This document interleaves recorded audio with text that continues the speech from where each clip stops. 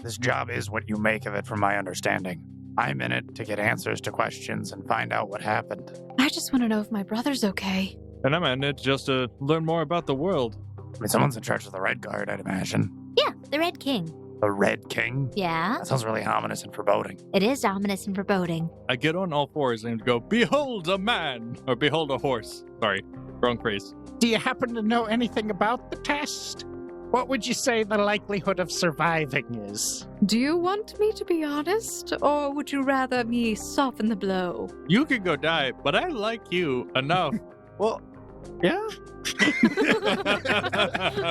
Well, I don't know anywhere called far away from here. Is there a name to a place called far away from here? Ohio. That sounds far away from here. Dinosaurs are real. I don't stick around in one location for long enough. They call me a heartbreaker at times.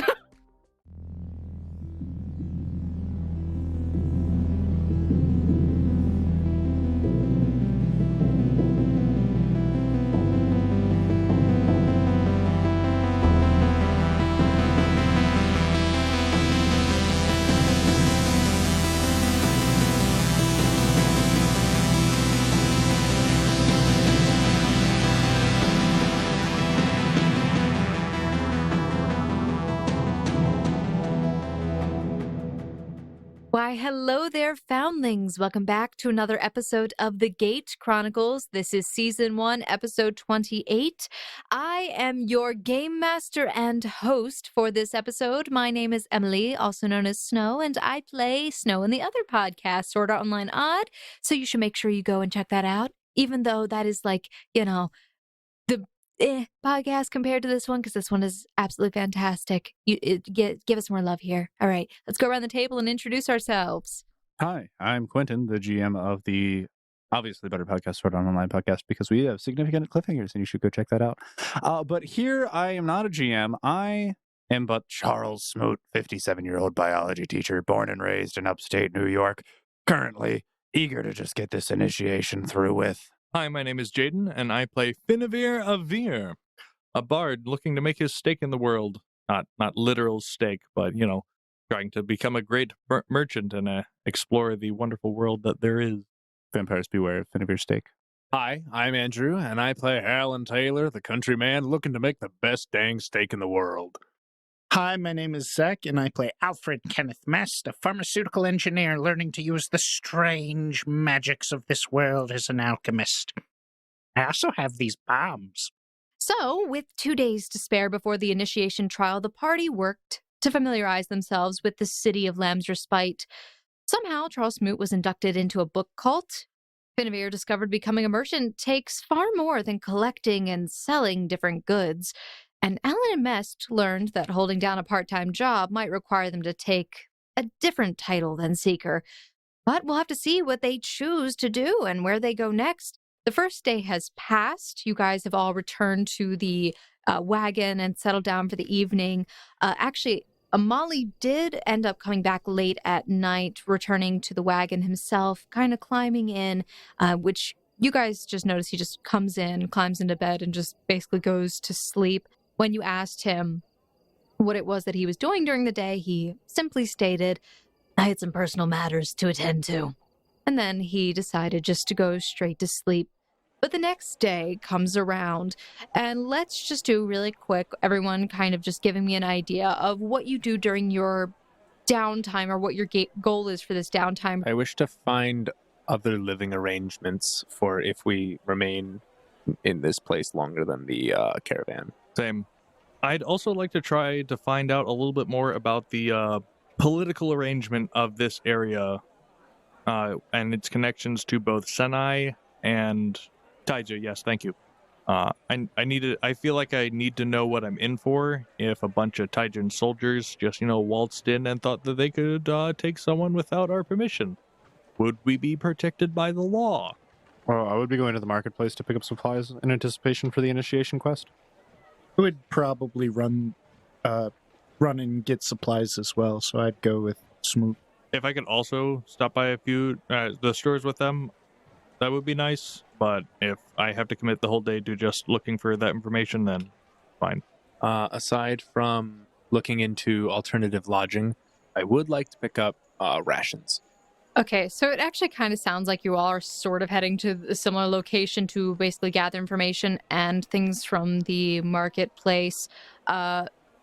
What is Smoot looking for? Do you have any ideas? Are you looking for healing stuff? Well, first thing first, I'm going to need to find somewhere where I can pawn off this bag of gems that I found. Okay. Various adventuring supplies pertaining to things such as like healing, mobility. So if anything that would help me like climb, whether that would be a magic item or just like in Smoot's understanding, like a grappling hook or something. I will have to roll for gunpowder, but you'd have to be able to make them, probably. You need an alchemist. I have an alchemist, but like, would this be a craft alchemy check in order to make this? Okay. Yes. I can see if Mest would be willing to do that in his downtime. Oh, and a net. And a net. I want a net. I like nets. They're fun.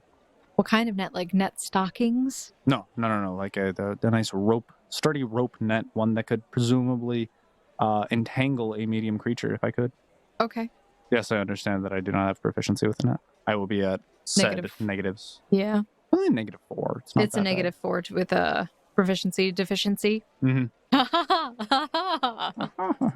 You are in luck. They do have net available, which actually you probably would have had a lot better luck finding in Newern, since that was more of like a fishing village. This is more of like a farming kind of city where their supplies mainly through the plains and where the sheep are being herded and cared for. But you are relatively lucky in that you actually do happen to find a net, not at the marketplace, but at the huntsman shop. Does the huntsman want rocks? Are you going to try to sell those rocks and just assume on the good-naturedness of your buyer that they'll give you a fair price? Yeah. I have no appraise or sense motive or bluff. Do you have any faith in the people who have been helping you thus far? The huntsman is willing to purchase the gems from you. How much are you offering? Well, if you wouldn't mind if I see them.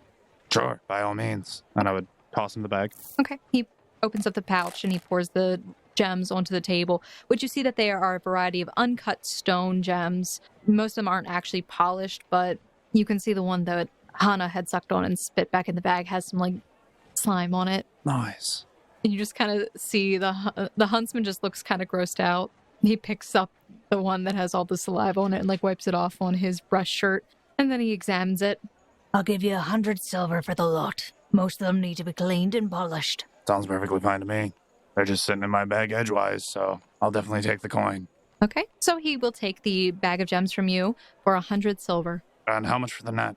He shifts his pipe in his mouth from his left to his right hand. That will be 20 silver, but I'll deduct it from the price of the gems if you'd like. Works for me. All right. So he does so, and you receive a net. Nice. Yeah, it Hey. has 10 feet range increment with a proficiency requirement of exotic. Have fun with that. Okay? Mast, do you have any spare health potions? I don't know exactly what this initiation's gonna look like and if we'll get separated or not, so... Well, considering you signed up by yourself, I'm going to assume you will be. Well, you never know. It could just be like 2 different teams working together. Team deathmatch? Absolutely. Our team of teams and then versus the other team of teams. Is that what Americans did for fun? Team deathmatch? Were they any good at it? No, the closest thing we had to that was football. Though, to be fair, a lot of people got concussed, got brain damage, and then were basically unable to function past their 30s, so I guess it counts. Sounds like the tale of the Colosseums. So, Mess, did you ever figure out about those health potions? How many do you have on the side? Yeah, I've got a couple here. I'll hand him 2 of my level 2 potions and 1 of my level 3 potions. Kelsey speaks up as she is traveling with you guys to the market and going around. Are we going to have enough for all of us, though, just in case something happens? Well, I've still got some here, but I mean, I could definitely use with getting some more supplies for making more. If you needed yarrow root, I still had some on me from when we ventured through the forest. I might be able to assist with light healing. Let me check on my grubs. I don't know if they've died since, but I should have 4 left. Your character. Let me just They died. Oh no. I need them to be alive for the spell to work. They Just died. go find some common Alright, house yeah, spiders. so or something. I'll stop by. Well, I guess there wouldn't be a Fisher's area. There's mud all around us like it rained the other day. Could you use worms? It did rain the other day. I could, but they're very difficult to kill. Not in an instant. I need to, like, very reliably be able to do it, like, within a 6-second period. So we need a net to catch bugs. Oh, I just need to find I some want a grub. net, but this one's a little big. I hope we're not killing bugs that large. I mean, I guess I could get something commissioned to make the job easier. Is there anywhere else that, like, maybe I could pick up some tips from someone? Is there anyone else that can do magic? There's Like- an alchemist that you see Alfred Kenneth Mest is going over towards. Okay, I can get. You know what? They use similar components, so I can get some advice there. Sure. All right. Okay. You guys, you go into the alchemist shop and you peruse around. Mest, you what are you looking for? Any component specific or potion specific stuff? I guess just for looking for ingredients for healing potions and/or healing potions. Last time you were there, you did see that she already had several healing potions made up. But she does have the ingredients for such things. And you actually do see that there are a variety of other plants that it's not just like yarrow root, but there's alternatives that she has as well, like all in a bin that just essentially says healing herbs. Okay. How much are the health potions? They are 50 silver each, but she does have a sign up next to it that says limit 3 per person. You know, that is appreciated. In this type of climate, we would never be able to get a hold of such ingredients if there wasn't such rules in place. I would like to buy 2. Sure. So that's 100 silver for you. I also ask about the Cure Light Wounds ingredient, what you might recommend for someone out on the field. If you're looking for healing plants, I have plenty of the herbs in the back. If you're trying to do personal healing, some people have found that actually consuming the herb raw could suffice. I suppose that you are talking about doing the mystical part of it. Yes. I was fortunate to find some texts, and I picked up on it pretty well. I can perform a light healing ritual myself. Usually it takes the life of a small creature, such as an insect. That is pretty typical. Most of the healing potions do require... Well, healing potions can be revivified. All of the dried herbs can be revivified with liquid like water. So that's why we're able to mix it into the potion form. But for someone who does not have that skill, you do need it to be a living thing. You could perhaps... Any fresh plants that you pick... for very light healing. Again, insects are also an option. You really think a plant would work? Yes, if you... It's strange. It's almost like it would possibly Well, absorb... Like, it is absorb life. Yes. Oh, I never thought about that. That was never covered in the texts. Well, better now than to bet my life on it later. I take out my knife, like right then and there. I ask her for a plant example, like an amount of life that she might recommend, and I'm looking to purchase it. Sure. She brings you over to a pot of, like a vase of fresh flowers that she has, and she just gives you one. Okay. I will cut my hand. Right on the edge where it doesn't... Where if I had to bend it and this doesn't work, I can heal it maybe overnight. Sure. So I'll cut my hand, and I will like to see... I crush the flower, and I see if it works. Okay. I cast Cure Light Wounds. As you take the flower and you crush its petals inside of your hand, you see that the petals become very vibrant with the color of pink, as that was the color of the flower itself. But the pink becomes so vibrant that it almost suddenly, that color seems to drain from the flower, and almost like a wisp of smoke down your arm travels to the wound and sort of encircles it. But you see then that the flower in your hand starts to wither and then crumbles away into nothing as you open your palm back up and your wound is healed. Fascinating. Your sage advice is valued. She smiles and nods. I'd like to buy some more flowers. And is there like a small glass that I might be able to keep sealed while walking around? Maybe a... She looks at you and she says, I don't really sell the floral aspect. I sell the dried herbs. This was really just a decoration. I recommend seeing the florist down the street. All right, I think I'll do that. Thank you so very much. Yes, anytime. And if you're looking for a way to store it, I recommend maybe a pinch of vinegar in the bottom of the jar. I'll try that. And fresh water with the flowers as well. Yes, must have to keep them alive if they're to keep me alive. All right, I'll make my way to the florist. Sure. Okay. Sounds good. Alan Taylor, really quick for you. Going around, you have found that there's a lot of living quarters basically at the inns in the area, but it does cost you per night. So you figure it's going to be about 5 copper per night for like a low grade facility in the city. And for anything that is like high grade, it's going to be like maybe a silver too. But you do hear a rumor that a lot of very low level initiates do end up staying at the keep itself. Interesting. And then for Mest, you were looking for you got the herbs, right? Is that what you're aiming for? Yeah, I Okay. would probably just pick up a supply of herbs. So for, I would say, about 10 potions worth, she has a little packet or like little satchel of dried herbs that she makes up for you, and she offers it to you for 5 silver.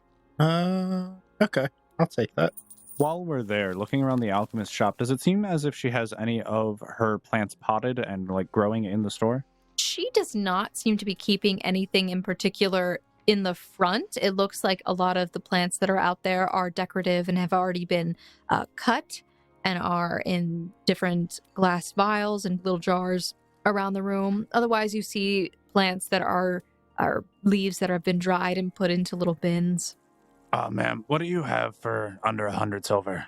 She gestures. Please take a look around. So I do. Okay. You see that she has in the back, in a display case, some scraps of paper, but you see that there is something that's written like Scroll of Keen Senses. That's 50 silver. Oil of the Arcane Mark, 25 silver. The potion for Cure Light Wounds, 50 silver. And that's about all she has, though, that is under 100. That is very, like, obviously labeled beyond, like, the herbs being, like, cheap little bags and whatnot. These are all the things that are pre-prepared. For these scraps of paper, can anyone use them? How do they work? They are instructionals for people who are of the higher education persuasion. So I'm going to take that as a no. Out of curiosity, everything that you have here, do you go out and collect it yourself? Sometimes. It depends, though. So do you purchase it from other people who go out and collect it for you? Do you grow it? As I said, it depends. Sometimes I will grow, and other times things that are not right for this climate, I will have them dried and brought to me. Mass, did you have anything that you've collected over the time? Maybe if you weren't planning on using it, you could sell it here. Not much. I do have this little bit of monk's hood. Nest, when you go and you pull that out, you can make a perception really quick on it. 15. Okay. The monk's hood appears at this point. It's been several days. It's been hot, humid, and whatnot. It appears that the flower itself has withered, and it's not exactly dried yet, but you can see that some of the petals on it have actually started to fall off, and it does not look like it is very well. It actually looks like the flower is basically at this point almost dead.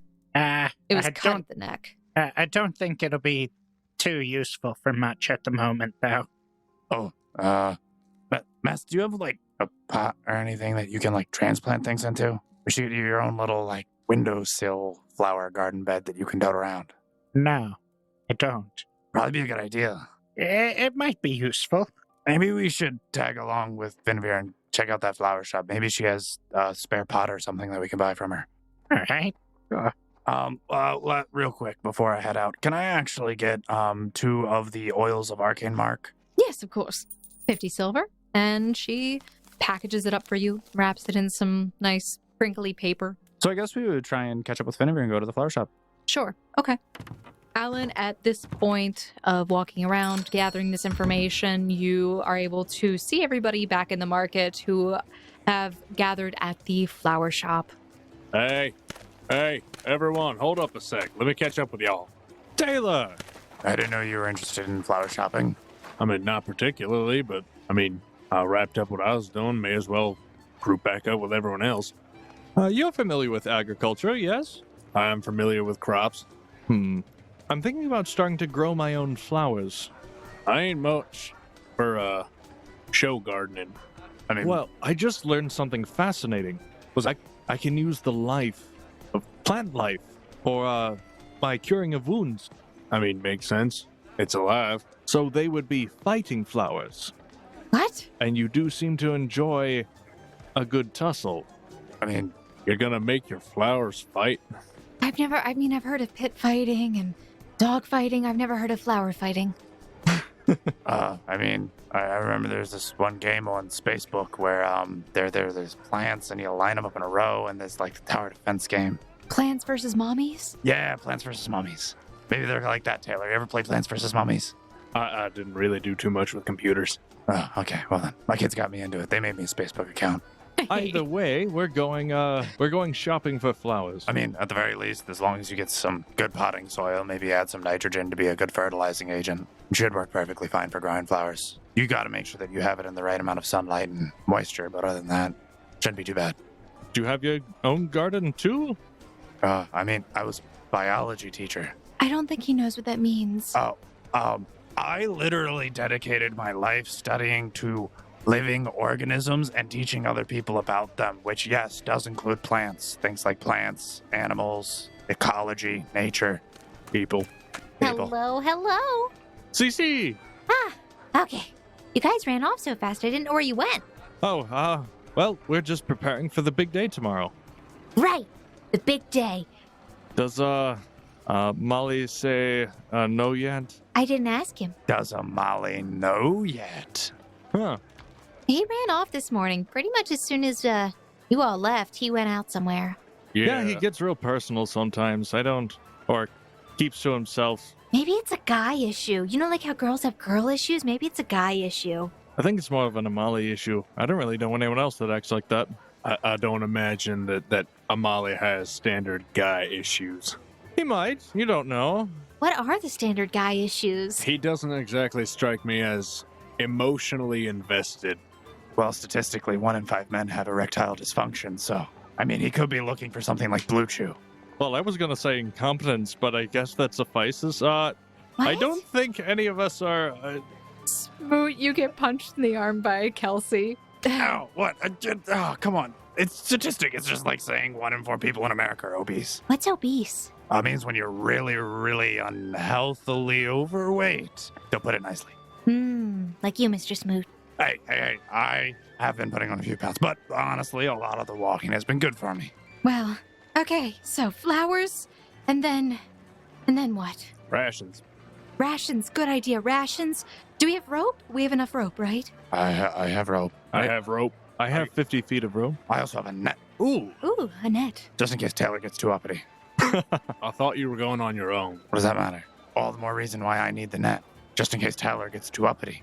I didn't know you were into that, Mr. Smoot, but okay. Listen, if all I'm saying is if we're in a relay race and it's me versus Taylor, I am not beyond throwing a net at him to make him trip. I don't imagine that that's the kind of test this is. Oh, you have no idea what kind of test it is, though. Maybe it is like the Olympics. Maybe it's swimming. Maybe it's just like a giant maze that you have to race to get out of first. You don't know. All I know is a net. Maybe there's just a written test. Finn and Kelsey exchange looks back and forth at each other over the whole situation that was described there. Exactly. Like what? Immediately upon hearing the fact that the initiation could just have a written section at all, Smoot gets immensely nervous and then starts flipping through a book immediately and reviewing his Arthdal. Okay. All right. I don't think it's going to be a written exam. Okay, have you seen some of the people up there? You're not supposed to judge people based on their looks, but most of them do not look like... that reading is their specialty. Well, we did meet some seekers back in, Wait. a few towns ago. Cece, You is mean it? Ashby? Ah, yes. Man, I must be in a fog today. I hope there isn't a written exam. I'm historically good at them. I don't imagine Callus was the type to read. Cece, isn't Molly illiterate? Amali? Isn't he illiterate? That's a personal question. It's true. All right, so we're good. If he's a part of them, I can't imagine that reading's a priority. Amali is all brawn and no brain. So we're good. Me and Taylor, we're gonna pass with soaring colors. You, Finavir, At least that's what my uncle would say. we might want to get you some fighting flowers. How is literacy a Oh. personal question? I like have my little like a pound bag of flour that I have like I'm patting on my side. No, not that kind of flower. Flowers, like the plants that grow, and you wanted to heal yourself so you don't die. Oh yeah. I also think it might be a good idea to get a set to start growing them if I can. I mean, It'd be cheaper, right? Maybe. But that'd definitely be cheaper. No, I mean, grow your own flowers or buy flowers from someone else. Maybe we can grow some yarrow root. That's what I was Save saying. us some effort in finding it all the time. That's why I wanted to go to the flower shop, because I suggested to Mess that we might be able to find a trough or something, put some good soil in there, and start growing some of our own plants. Oh, All I'm right. really good at growing things. Well, there we go. There she did have a Yes, farm. you are. Yeah, I had a farm. I had grace and spice. So We I'm both gonna. get really sad, and I hug her. She leans into you and gives you a tight hug. I'll whisper to her, I miss them too. I know. It's okay, big guy. All right. Well, it sounds like you all have a similar goal in mind. You'll be fine to buy flowers, right? Yes, of course. If you are going to pick up rations, could you pick some up for me as well? I was going to go and pick up my cerulean. Oh, that's right. Yeah, I kind of have that thing to look after. You know, I kind of purchased it, and now it's under my wardship. Well, why can't you just go after we're done with the flower shop? Why can't I just go while you're doing the flower shop? Because my heart is broken, Mr. Smoot. I need comfort. Fine. We'll spend the rest of the day going to the flower shop, and then I'll go later. Well, we don't have to be there the entire day, but okay, that's fine by me if that's really what you want. It's not. I want to go home, maybe take a nap, brush up on my Arth doll. You really think it's gonna be... I can help you, Mr. Smoot. I can help all of you study. I don't know what it's gonna be on, but I can help you read. Well, I was a slugger at tests myself. I would mostly study the previous night, but I would get great scores. I'm so sorry. I heard tits, not tests. That's why I was a slugger at tits. I was like, no. Terrible at the spelling bee. No one could understand what I was saying. All right.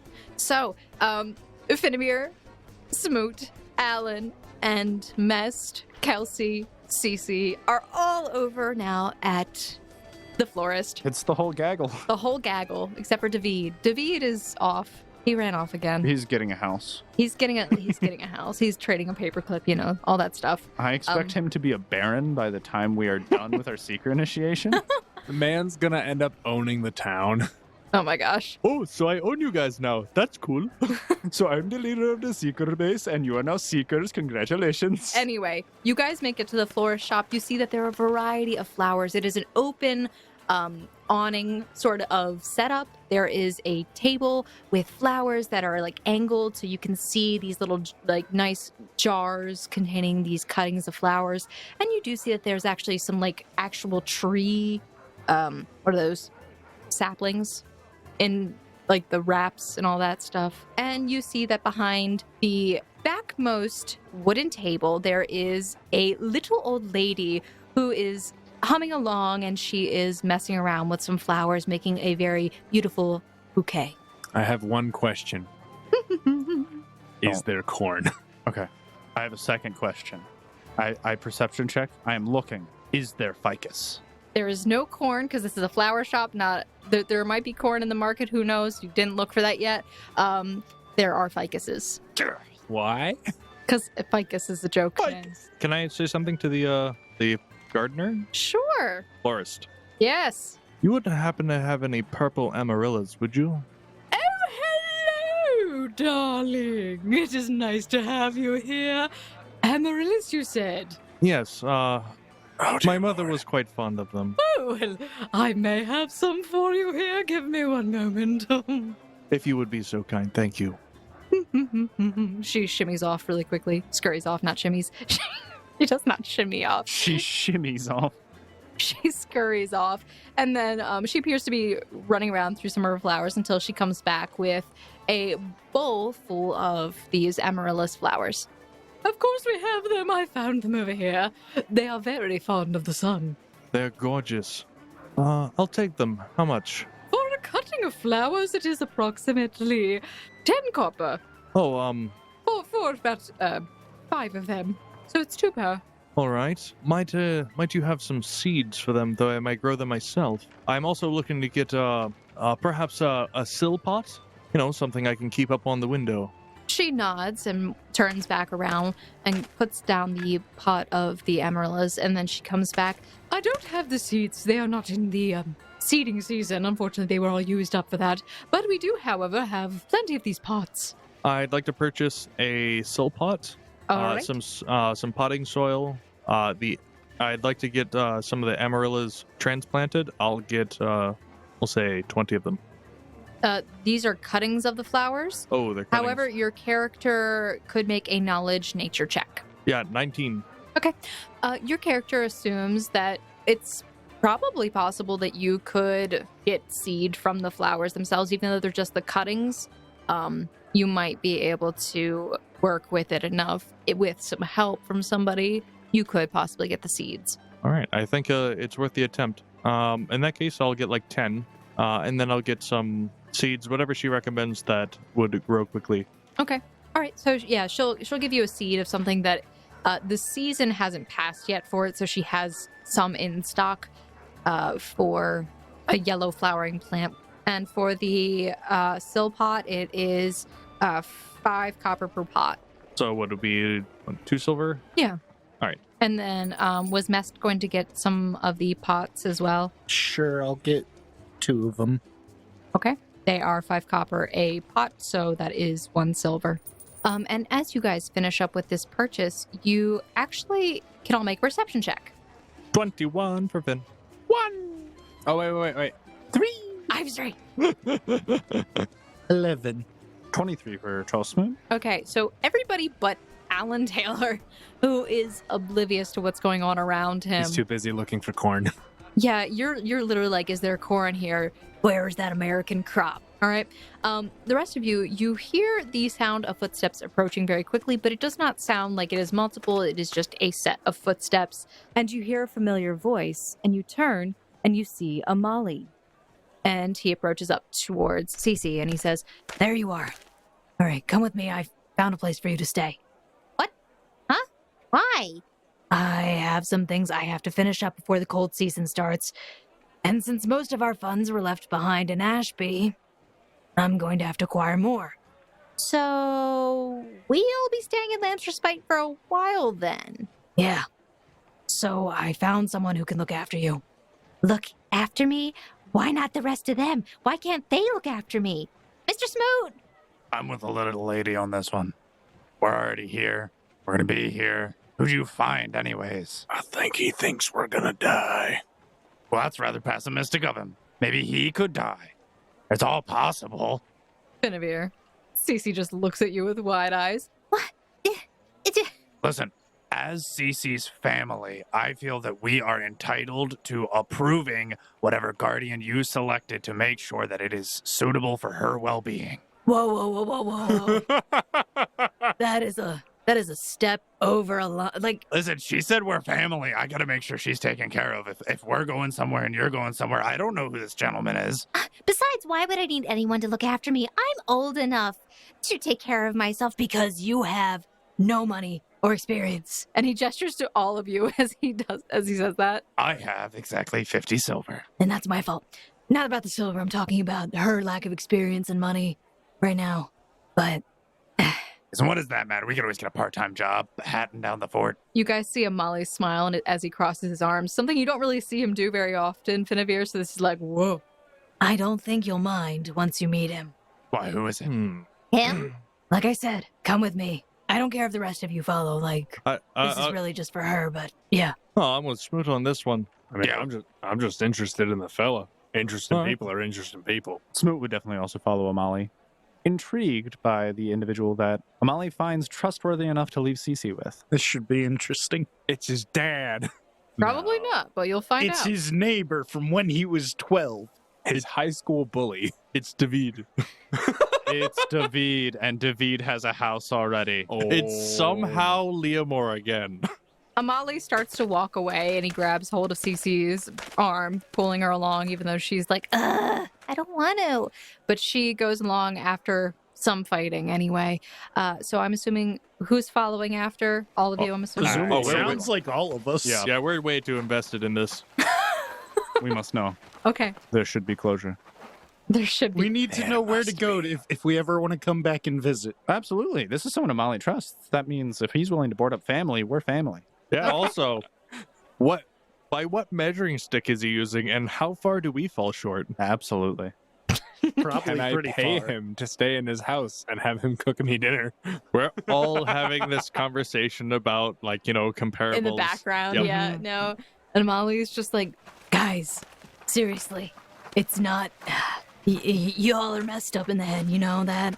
so She started it. Points to Cece. So you were all led through the streets and side alleys of paths worn all the way to the stone of the hill by the many years of feet traveling them. Your destination finds you close to the plateau and on a side hill where several houses are layered along the mound. The buildings are homely and about 2 stories tall.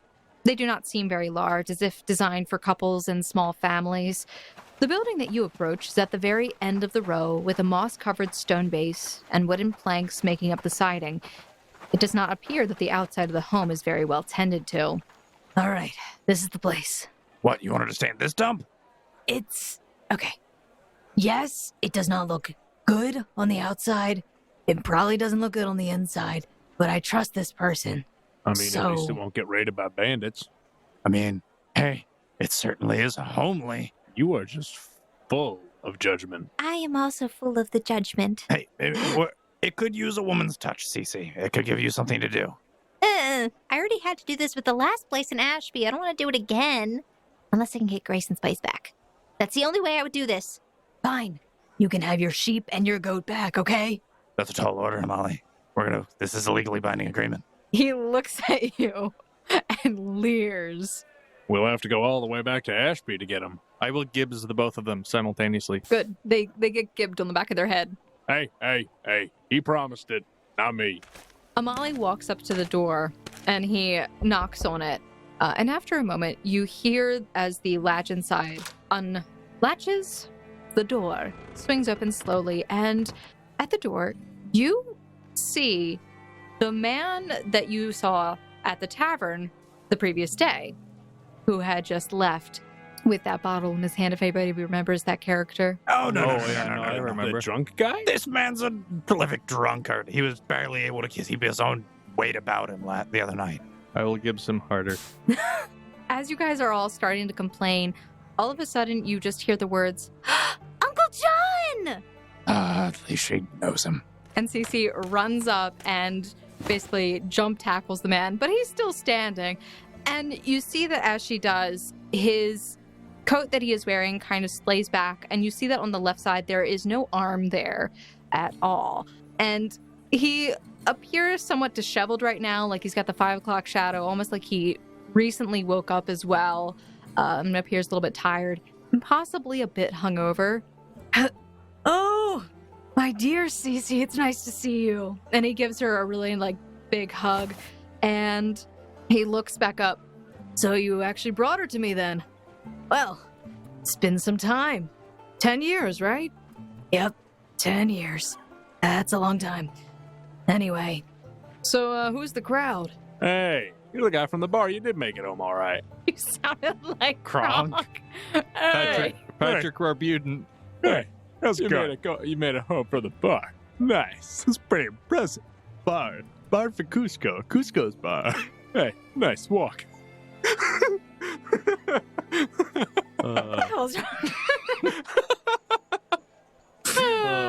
Turns out he has a chicken in the back. Well, he smiles, and Amali just looks at you all. Well, you've seen the place, so you're good, right? She seems happy, and that's all that matters. I found you to be an excellent judge of character, if not one for the occasional questionable decision, but who am I to judge? When I say the questionable decision, I'll look at us. While you say that, the man, John, comes out from inside the house. Cece walks out, and she's smiling very big on her face, just very excited. Oh my goodness, I can't believe it. You found him? This is so exciting. Yeah. Well, yeah, it's not a surprise since Amali likes to keep things to himself for so long. Wait a second, how long have you known that he's been here? And that he's alive? 5 silver says years. Amali does not answer that. I feel like Amali owes Taylor 5 silver. Well, you have to accept the bet. The bet was not accepted. Are you kidding me? Oh dear, this is going to turn into something else. So, Cerulean's at a stable. I'm gonna need to check on him. You all have fun here. Cece, I know where to find you. Stay well. And as you start to walk away, you hear, and all of you actually see, John walks over to Kelsey, and he bends over, takes her hand. Enchanté, madame, and he kisses her on the hand. Oh, no. Smoot will walk up and attempt to position himself in between Kelsey and John. You're walking away. How are you seeing it? She said I saw it. Yeah, that's what he heard behind him. Kelsey pulls her hand away as you walk in between them. And a big fellow right there. Would you like me to kiss your hand too? You can kiss my knuckle sandwich by the time I'm done with you if you don't treat the ladies right. I'm gonna And, stay away from the booze and keep this house in order. I butt in and shove Smoot to the side, put my hand forward. Why, yes, I would. Oh, that's the gay one. I put it. I'll shove Taylor's face to the side. Bad. Hey, And don't make me sleep you. I'm just being friendly. He laughs. Well, that was a joke. I really don't swing that way, all right? Yeah, neither do I. Well, so, you're Amali's new friends. That's amazing. Traveling companions would probably be more accurate. Yeah, I'm not sure if Amali has friends. Adopted puppies, more like. How does Amali feel all this? We are Amali's liabilities. Amali is standing off to the side, leaning up against the building, and he's just shaking his head the entire time. I do. Finavir does try to put things in a lighter mood, but he does try to scan Amali's face for, I don't know, he doesn't know if Amali considers him a friend or not. So you want to sense motive. Yeah. So you can sense motive. 13. With the little emotion that you ever see on Amali's face, it's always been kind of hard to tell how he's feeling or what he's thinking, and this time is no different. It just seems that he is silently judging you all as per usual. Sounds about right. But John just laughs. I mean, I guess you could consider me one of his friends from a while ago. Well, pleasure to make your acquaintance. And I'll go to shake his hand. Okay. Which hand do you extend? Instinctually, my right one. Which is fine. You reach out your right one instinctually. For a moment, it seems like he also instinctually reaches out, but it's almost like with his left side, but then he stops and then he reaches out with his right. Finavir Avir, at your service. Oh my gosh, wait a second, what happened there? Where's your arm? What happened? And she's like actually rips off his jacket on that side and is like completely examining it very closely. And he just takes the jacket and pulls back over. Nothing to mind, dear. Nothing to mind. We'll talk about it later. But anyway, John Xavier. A pleasure to make your acquaintance. Well, Taylor will step forward and extend his hand. Taylor. Alan Taylor. All right. He takes your hand, shakes it. Firm handshake. Okay, you want to strength check that then, I guess. 17. Your hand starts to feel like it's being crushed under his own hand as well. Very nice. He nods and gives like the man nod and like full body like acknowledgement. Well, I guess I'll have to tidy up this place, but beyond that, welcome home. He just smiles and gestures for her.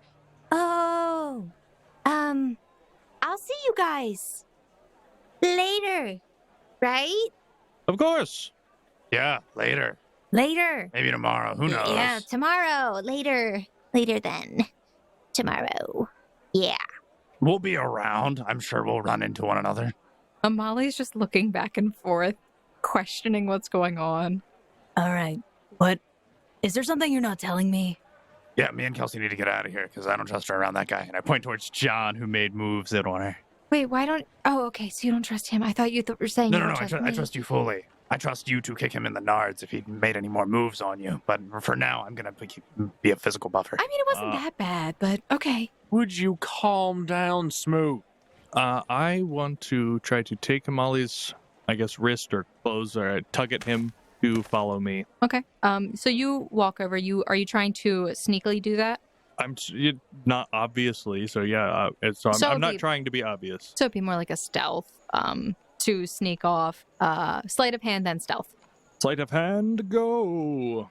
20 for sleight of hand. Okay. Stealth, go. 12. Okay. So everyone else, if you choose to, you can make a perception check. You are all at a minor penalty because of the situation that is going on. It is keeping you distracted from paying attention to them, though. Smoot's walking away. Okay, Smoot is walking away, and he is dragging Kelsey along, I'm assuming. Posturing for her to walk with him, and more so leave the situation. Are you protecting Kelsey from this man? Absolutely. I don't want her anywhere within 10 feet of him. Never trusted John. Never will. No Johns. No Johns. 17. Okay. You don't see...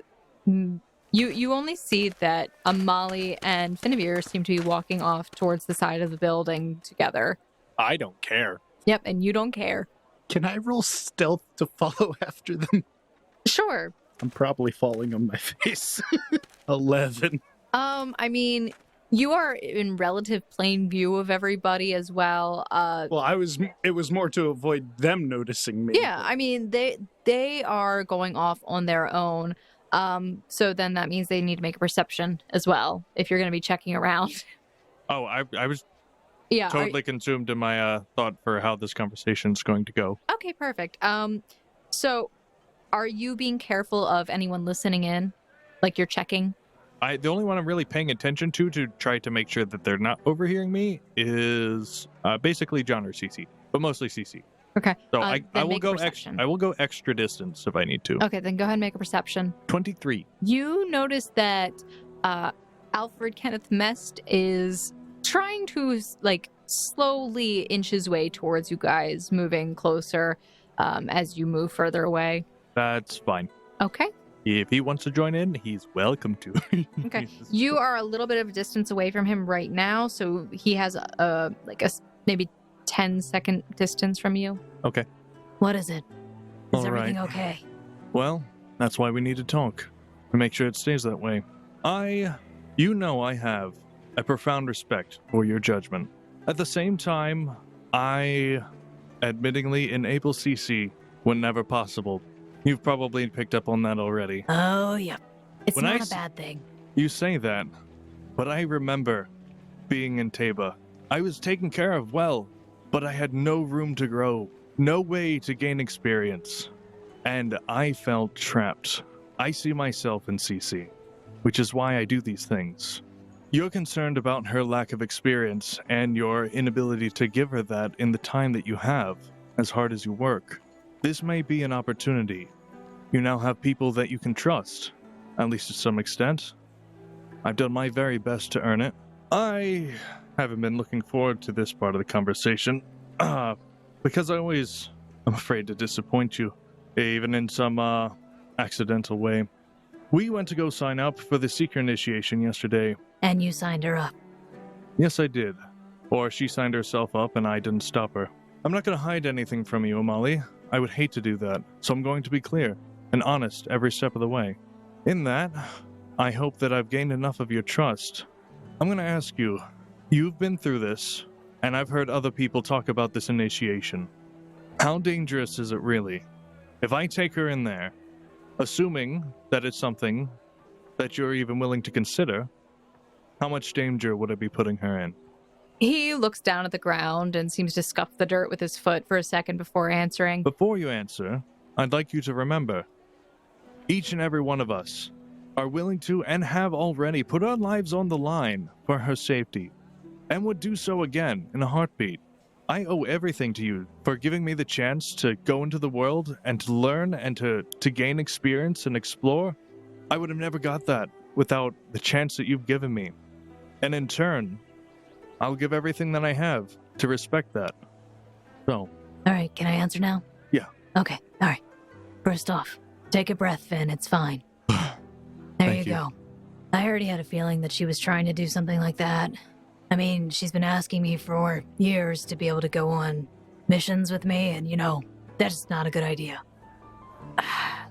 I don't know exactly what this base has for their initiation trial. It's going to be run by the overseer of this base, and I mean, I have heard rumors that it's not very easy. More people fail than pass. So, I mean, there's always a chance that whatever happens with this, she doesn't end up getting involved in all of this. It's not really a very safe line of work. No guarantee of coming back. But in most circumstances, the initiation trial is it's not something that someone of your level couldn't handle. And no doubt thanks to your expertise and training. I barely did any of that for you. You've come a long way on your own. I just kind of, threw you in there and said, go get that thing. You came back with the thing, and then you were running for your life.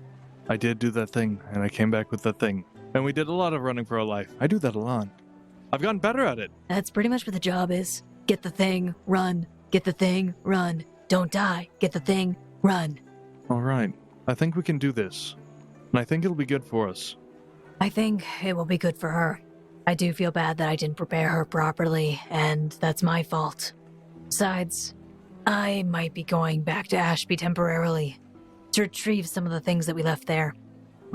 I'd be careful when you do, and I sure would appreciate it if you let me know ahead of time before you leave. Well, I might not be going there immediately. It depends. I have a pretty big job lined up with another group that I have to go with because they can't do it on their own. So I might be gone for a month or two. He does smirk a little bit. And don't worry, I'm pretty sure John might be proctoring this one as well. So he can keep eyes on her. It's part of the reason why I reintroduced them. Well, they do seem to be pretty fond of each other. Well, John is not... okay, hold on. While I do trust John, he likes the ladies a lot. He would never touch Cece. I would highly recommend doing what Smoot did, which is keeping Kelsey away from him. Just as a FYI. Mm-hmm. Oh. Yeah. Finn's internal blindness to these types of things. Like having the sudden realization. Thanks for the heads up.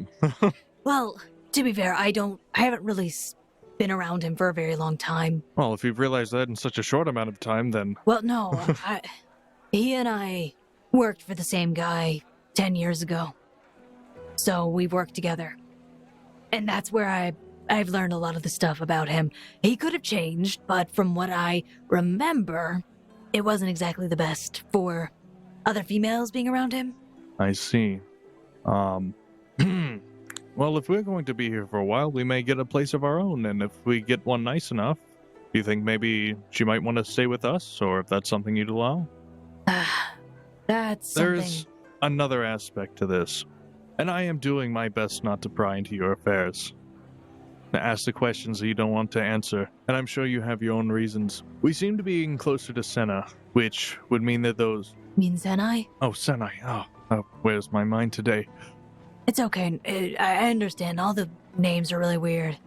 Thank you. Anyway. Taba, Tuba. It's like same thing. Finn regaining his own composure from such a statement. She was pursued by that man from Taija pretty hard. I don't know how what lengths they are, or what lengths they'll go after her. Do you think she's safer with John? I think she's safer here. All right. Do they have much military presence in this area? Do you know of? I'm just trying to keep her safe. That's the only thing. Secret bases are, I guess what you would say are, Neutral zones? Yeah. Mostly neutral. Sometimes an overseer might have an affiliation with one of the local, governments, but in general, the bases are their own political spectrum, I guess. All right. I'm still wrapping my head around everything. Back where I came from, there was basically just one guy in charge of less than 100 people. Yeah, well, where I come from, it was an entire continent ruled by one person, so... Yeah, and I doubt he's nearly as personable. No, he's not. All right. Then we have a plan of action. She'll come with us tomorrow. We'll do our very best. And with any luck, we'll stay out of trouble. Yeah. He just pauses. I'm gonna have to spend the night out from you guys. I probably won't be coming back. We'll be heading out tomorrow morning ourselves with this other group. So I'm gonna stick around with Cece for a little bit, help her get acclimated, and then I guess you guys will have to pick her up tomorrow, or John can take her. We can pick her up tomorrow. No problem at all. Well, you'll all be going to the same place. I don't know if this is on the way or not. It's somewhat out of the way. It's still up on the plateau, but the keep is up on the very peak of it, and this is like on a separate, almost, there's like a canyon of sorts between them. Okay. We can work out the arrangements. I don't want to be late. I'm just thinking out of character. I don't want to be late. If she doesn't show up, I will go after her. Okay. Well, you guys will, you figure it out. Okay. Yeah, So- yada yada, you figure it out. So, Smoot left the area. He went and picked up Cerulean. Yeah. Okay. Yeah, he would have been attempting to take Kelsey with him, distancing himself and her as far away from John and Xavier as possible. This is a personal vendetta. Absolutely. But at the same time, this man has never failed to make a bad first impression with me. My goodness. Okay. So Kelsey is trailing along with you. You guys go. You pick up Cerulean. I wish to leave him at the stable. I more so just wanted to check on him, make sure he was fine, and tend to him, because I don't intend on taking him with me to the secret initiation. He is happy. He is playing with another young elk. They have another one. Oh my gosh, look at that, Kelsey. He made a friend. I'm so proud of him. It's like watching your kids grow up in daycare all over again. Well, that explains a few things, she says as she's looking out at the two young male elks butting heads. Yes, this is what males are like. This is bonding. This is friendship. All right, then. But yes, Cerulean is enjoying himself. He is playing with another male elk. Right. I mean, I've paid his stable fees for a good while, so we're good. Okay. So you pay. Taylor, realizing that he is in the middle of the street now alone, goes off and looks for Amali and Finavir. Okay. You go off, you look for them, you find them as they finish up their conversation, and they are coming back. Amali is splitting off from you guys, though, and he heads over towards John's house. And Finavir, do you suggest everyone to basically head back and finish up with your downtime activities for the day? All right. We have some shopping to finish, don't we? Big day tomorrow. So you guys essentially finish up with all of your daytime stuff. If you needed to make potions, you have a shortened period of time because you spent most of your daytime doing other activities. Well, we still have plenty of time left in the day, so it shouldn't matter that much. Mm-hmm. We can grab whatever you want from the market, and you can do your potions. I pretty much picked up everything I needed from the market. Okay. So just your character would take the downtime if you choose to, so you can transcribe the spell, scroll into your formula book and make potions. Yeah, I I would transcribe the spell, put it into my formula book, and then I would spend the rest of the time brewing up some Cure Light Wounds potions. Okay. All right. So is everyone done with their downtime activities then? All right. So I'm going to move it along then. Essentially, the next day comes and you gather yourselves. You actually find Cece has met you down at the caravan wagon itself, and then she travels back up with you to the keep, where you notice that the lobby within the keep is swarmed, and it is easy to tell the bright-eyed hopeful from those with the years of experience. In this area, you find it easy to identify parties versus solo initiates. The parties tend to stand clumped together and more willingly associate with other groups, while singular members, like Charles Smoot, keep to the outskirts of the crowd or sit drinking solitarily at one of the wooden tables. You estimate that there are about 20 parties consisting of 3 to 5 members, from what you can see, and then there seems to be about 10 solo initiates, including Charles Smoot. Many of these persons appear relatively young, possibly friends adventuring from their hometowns, hoping to make their mark in the world. And of course, being a seeker is a great way to do so. But there are a few old souls here, most of which appear to be in a party of their own, or even leading a group of younger individuals. Could it be the has-been heroes? Not the has-been heroes. I was just waiting for you to say Old souls, also including Charles Smoot. There's so many including Charles Smoots in that sentence. I just love. I was waiting for another one. You see a few grumpy stick in the muds, including Charles Smoot. You guys can make a perception check around. How does you go? You know, that thing. 16 for Finn. 13 for Alan Taylor. 26 for Charles Smoot. 18 plus 8, 26. So, Zach, you had a 26? Yes. Okay. As you guys are looking around, you see a variety of these different groups. You notice that there is off to the one side, there's a group of 3 younger individuals that just appear to be standing off, and they are having a pretty in-depth conversation. You see that one of them, who appears to be like the leader of the small group, is well built with angular features, stark white hair, and a cool indifference about him. He carries a curved-bladed polearm at his side. And then next to him, you see a man with tight ribbed pants and a loose tunic underneath of a brown vest and pretty much auburn hair that he has, like, combed heavily to the right side. And as he's talking, like, only the right side of his face seems to be responding. Actually, the left side of his face is responding fully to movement, almost like the right side is somewhat paralyzed. You also see that there is a young woman. Do I need to make a heal check to see if he's having a stroke? No. Or No. heart attack. No. But you also see a young woman with rich mahogany skin and brown hair shaved on one side and swept over to the right, falling into a wave of coils. And she is perpetually scowling as she seems to be judging the actions of her party members. And you can see that there is a large dog, a large black dog that is right next to her, and she is petting it as she scowls. Puppy. Those are some of the individuals that you see, but there's a variety of other people.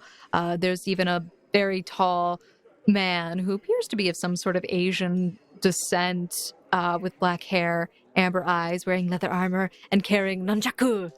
I'm sorry, I had to say nunchaku. 2 things. You said Asian. I was ready for persuasion as the follow-up because there was a long pause. And 2, Zach's now got me thinking about the nunchuck video. Why would you choose nunchuck when you could just have the stick? Stick is better. Stick very good. Stick very good. Nunchuck half as good as stick. He has nunchucks on his side, but he is tossing a steel ring in the air and catching it. Chakra. And then you also see another large person. Like, there's a lot of relatively tall people, but no one as tall as Charles Smoot, I will have you know. Like, they're tall, but they're tall to me because average for you guys is tall to me, okay? They're like 5'8", 5'10". How tall are you? I'm 6'6". You're 6'6". You made him 6'6". He's 6'6", 240 pounds. He's a big boy. But you see another relatively... Tower over Taylor. You see... And Taylor towers over these people. You see an average male-heighted individual because you are all giants in this room. Poor Kelsey and Cece are standing there, like, surrounded by a bunch of giants. But you see another individual who apparently is carrying around a very large scythe. Americans were clearly the superior breed. Obviously. Anyway, individuals of the Asian persuasion. Okay. Everyone is having a very nice, loud, boisterous conversation, pretty much. Like, it's all just noise and conversations until a rush of silence falls over the crowd, and all of your attention is drawn to the top of the stairs as a set of heavy footsteps permeates the air. For a brief moment, all you can see is a dimly lit corridor from which a dark figure seems to glide, barely illuminated from behind.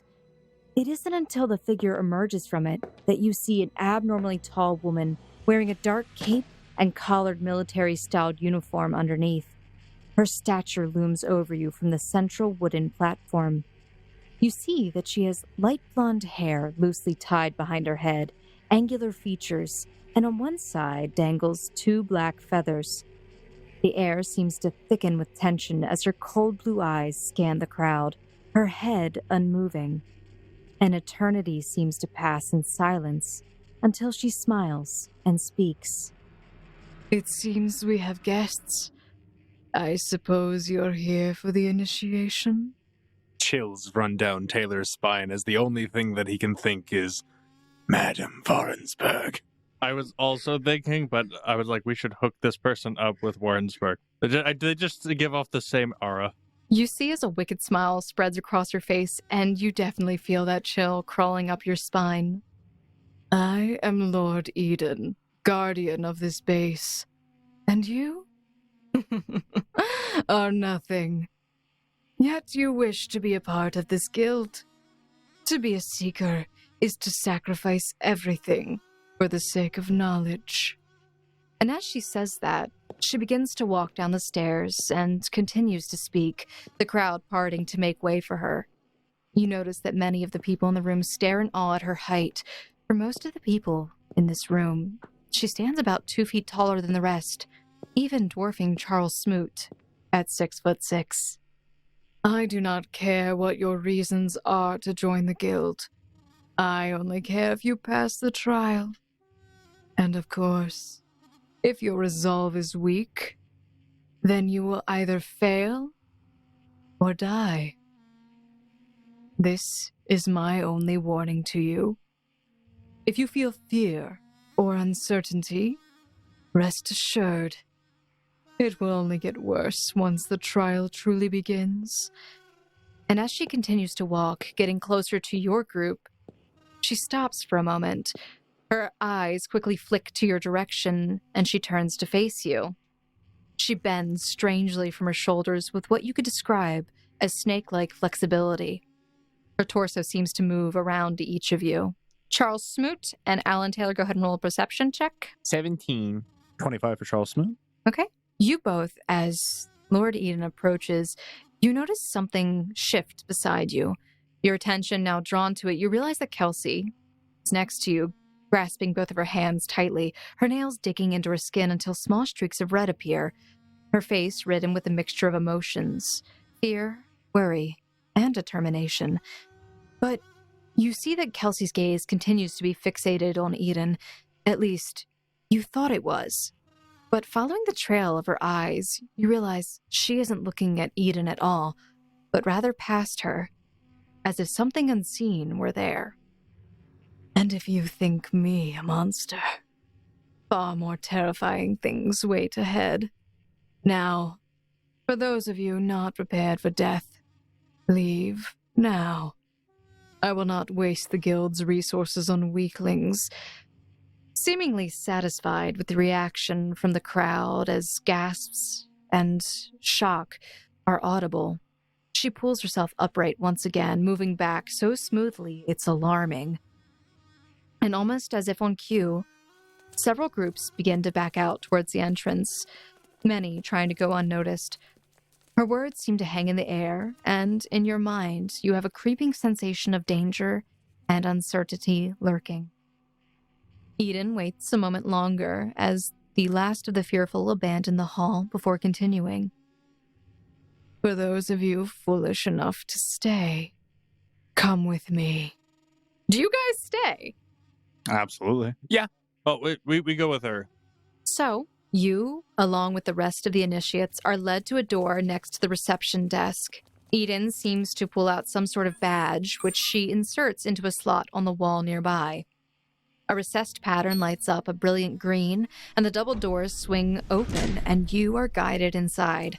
You see a side door open, and one of the twins walks out and begins walking in front of the group to another set of doors, which Eden opens, and begins walking down a dimly lit set of stairs, illuminated in a bluish-green hue. The stairs seem to go on for an eternity.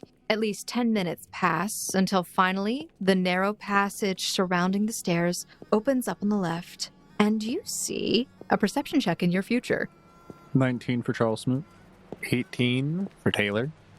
9 for Finn. 2 spoopy, 5 me. Very distract. 13 for me. Okay. You see before you, a massive cavern lined with tall boxes that almost stretch to the ceiling to your left.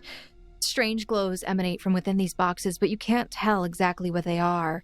But I see that there's a potential for a knowledge local check for a certain bard in his future.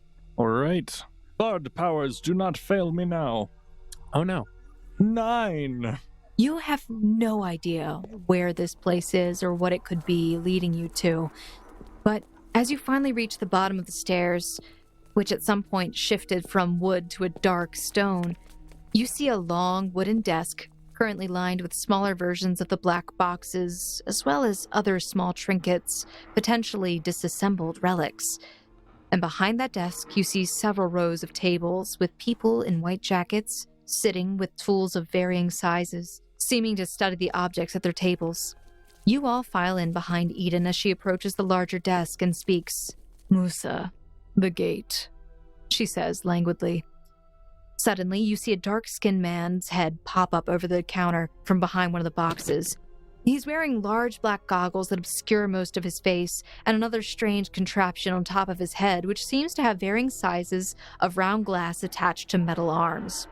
The man, whom you assume to be Musa, removes both objects from his head and replaces them with a monocle over his right eye. He scurries out from behind the desk, and his white coat splays out from behind him. Eden gestures for you all to follow her. You are brought past the desks and several of these large towers of boxes to a small area in between, where you see a tall cloth-covered structure, which you estimate to be about 20 feet tall. Musa pulls on a lever to the side of the structure, and the cloth is pulled to the side by a rope mechanism. There, beneath it, you see yourselves reflected. A giant mirror with a golden frame decorated in strange patterns stands against the wall. Musa touches different parts of the patterns, which begin to glow white, and your image on the mirror's surface begins to fade away and is replaced with a semi-translucent green cliffside. Eden gestures. I guess it is time for you to begin. Follow after me. And she walks through. Do you follow? Yee. Oh, 1,000%. I wish to be the first to follow. Okay, you push it past some of these people. You actually push past the guy who is carrying the long pole arm. He glares at you, and he scoffs. So, stepping through the mirror, you feel your bodies accelerate, the world behind you blurring into the one ahead, and you are propelled forward. I need you all to roll a fortitude save. 18. 17 for Charles Smoot. 15 somehow, even though my fortitude is a 1. Nice. My fortitude is a 3 right now.